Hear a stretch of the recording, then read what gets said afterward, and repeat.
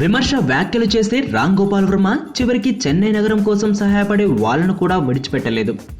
ఓ పక్క వర్షాలు వరదలతో తినడానికి తిండి లేక తాగడానికి నీళ్లు లేక ప్రజలు నరకం చూస్తున్న సంగతి తెలిసిందే.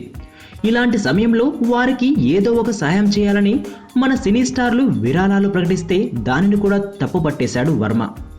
ఒక్కో సినిమాకు కోట్లకు కోట్లు తీసుకునే స్టార్లు లక్షల రూపాయల విరాళాలు ఇస్తూ బిచ్చం వేస్తున్నారా అంటూ తీవ్రంగా విరుచుకుపడ్డాడు. విరాళాలు ఇచ్చిన స్టార్స్ అందరినీ తిట్టేసిన వర్మ తాను మాత్రం చాలా స్వార్థపరుడనని, తన జీవితంలో ఎవరికీ దానం చేయలేదని, అందుకే ఇప్పుడు కూడా అదే పని చేస్తున్నానని చెప్పాడు. అక్కడితో ఆగకుండా తన మార్క్ స్టైల్లో సినీ సెలబ్రిటీల మీద వ్యంగ్యంగా విమర్శలు చేశాడు. 100 కోట్లు బ్యాంకు బ్యాలెన్స్ ఉన్న సూపర్ స్టార్లు వేలాది కోట్ల రూపాయలు నష్టపోయిన చెన్నై వాసులకు 5-10 లక్షల సహాయాన్ని ప్రకటించడాన్ని బిచ్చంతో పోల్చాడు.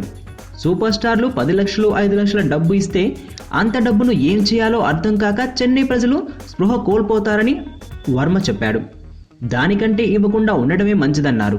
ఈ కామెంట్ చూసిన వారందరూ మాత్రం వర్మని ఓ రేంజ్లో తిడుతున్నారు.